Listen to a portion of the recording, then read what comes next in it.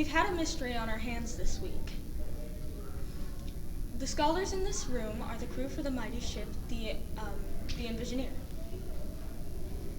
While in search of an ancient treasure, we were marooned on an island and found that a key piece of our map was missing.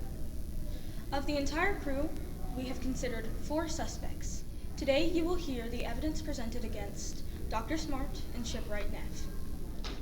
When with a fracture in the wild, you must use a splint. We've learned how to make many different splints, including forearm splints and figure of 8 ankle splints. Splints are very helpful when dealing with a fracture and are fairly easy to make. Today we're demonstrating how to create a sugar tong splint arm.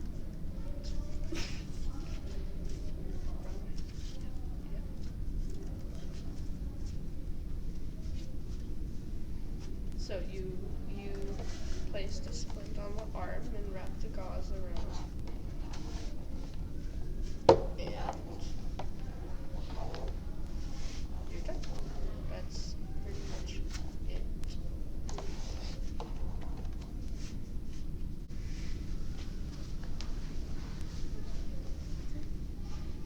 Okay, so this is going to be about the lungs.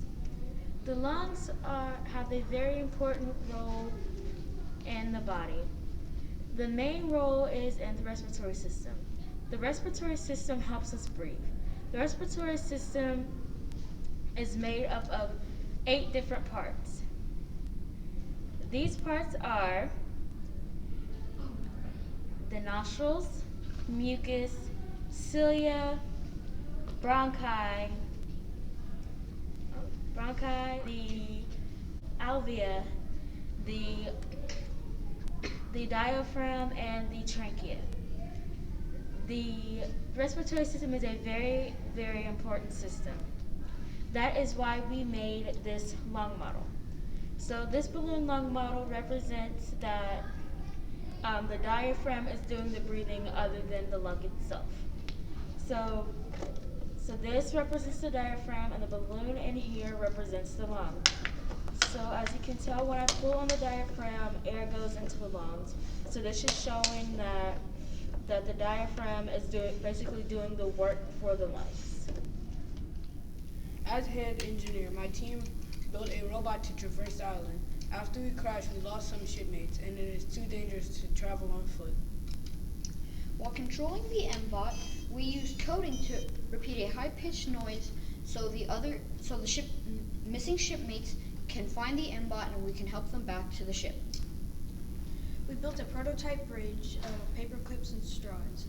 We needed to build a bridge to get to the other part of the island for resources and food. 1. When Cindy Young got bit by a snake, Dr. Smart said neurotoxin had gotten into her blood. He also mentioned that neurotoxin affects the brain. He bluffed about that, and it was actually hemotoxin that got into her blood. Hemotoxin affects and clots the blood, causing the brain to stop oxygenating. This causes fatigue. We figured out that it was hemotoxin, not only because of our milk and lemon juice experiment to simulate it, but also because we got to see a cough heart up close and understood how it works. 1. Today, we will be talking about blood drops and how we measured them. We measured blood drops from 12 inches, 30 inches, and 66 inches. We did this to show some evidence from our 3 suspects. Dr. Potter with the slash on his leg, Dr. Smart with the slash on his hand, and Sydney Young with the slash on her head. We did this test 12 times, measuring the diameter for each test. We then found the average for each of the tests. Then we measured the diameter of the blood drops at the crime scene and discovered that the blood drops were from Dr. Smart. This helped the crime because the blood drops were from 30 inches, and Dr. Smart had a slash on his hand roughly 30 inches from the ground. Therefore, Dr. Smart was at the crime scene. 1. At the scene of the crime, we found a mystery powder which was later identified as cornstarch. We examined the powder by testing the reaction to iodine and vinegar. We also test the pH level. We also analyzed fingerprints just using cocoa powder and a brush.